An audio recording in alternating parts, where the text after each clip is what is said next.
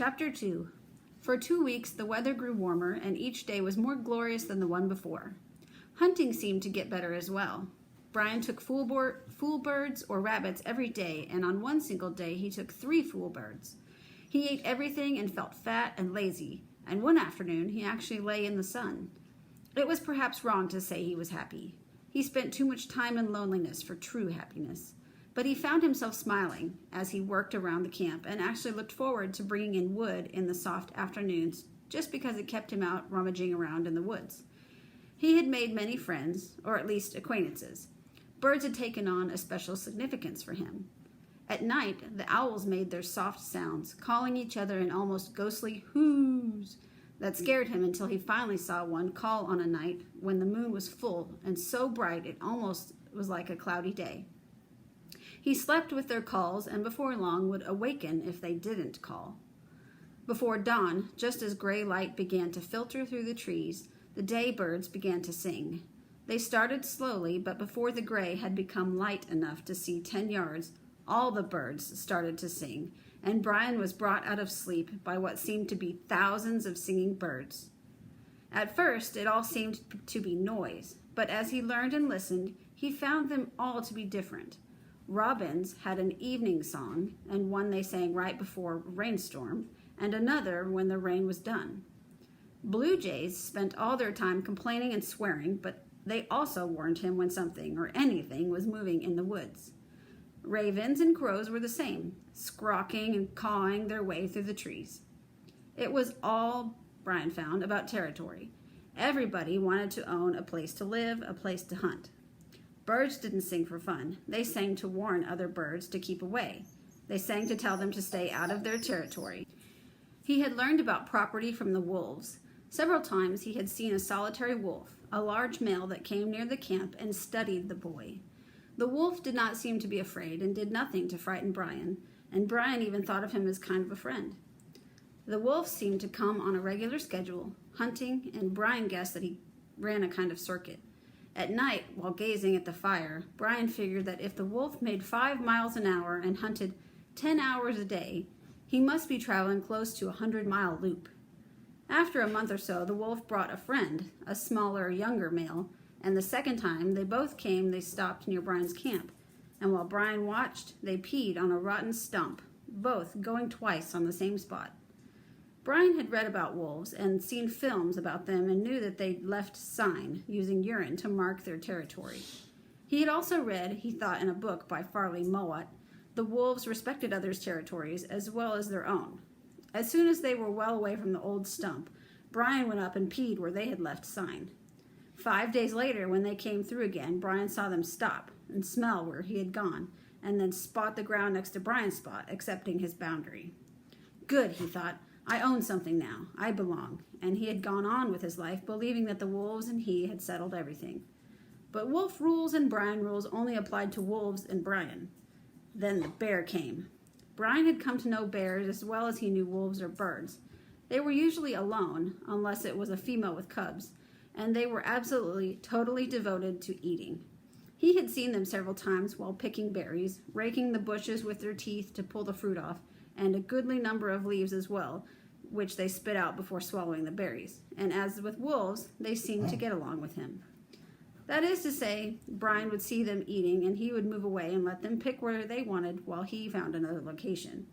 It worked for the bears, he thought, smiling, and it worked for him, and this thinking evolved into what Brian thought of as an understanding between him and the bears. Since he left them alone, they would leave him alone. Unfortunately, the bears did not know that it was an agreement, and Brian was suffering under the misunderstanding that, as in some imaginary politically correct society, everything was working out. All of this made him totally unprepared for the reality of the woods. To wit, bears and wolves did what they wanted to do, and Brian had to fit in. He was literally awakened to the facts one morning during the 2-week warm spell. Brian had been sleeping soundly and woke to the clunking sound of metal on rock. His mind and ears were tuned to all the natural sounds around him, and there was no sound in nature of metal on stone. It snapped him awake in a mid-breath. He was sleeping with his head in the opening of the shelter, and he had his face out, and when he opened his eyes, he saw what appeared to be a wall of black-brown fur directly in front of him. He thought he might be dreaming and shook his head, but it didn't go away, and he realized in the same moment that he was looking at the rear end of a bear. No, he thought, with a clinical logic that surprised him, I am looking at the very large rear end of a very large bear. The bear had come to Brian's camp, smelling the gut smell of the dead rabbit and the cooking odor from the pot. The bear did not see it as Brian's camp or territory. There was a food smell, it was hungry, and it was time to eat. It had found the pot and knife by the fire where Brian had left them in the scooped them out outside. Brian had washed them both in the lake when he finished eating, but the smell of food was still in the air.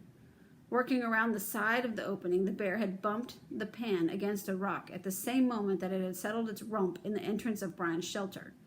Brian pulled back a foot. Hey, get out of here, he yelled and kicked the bear in the rear.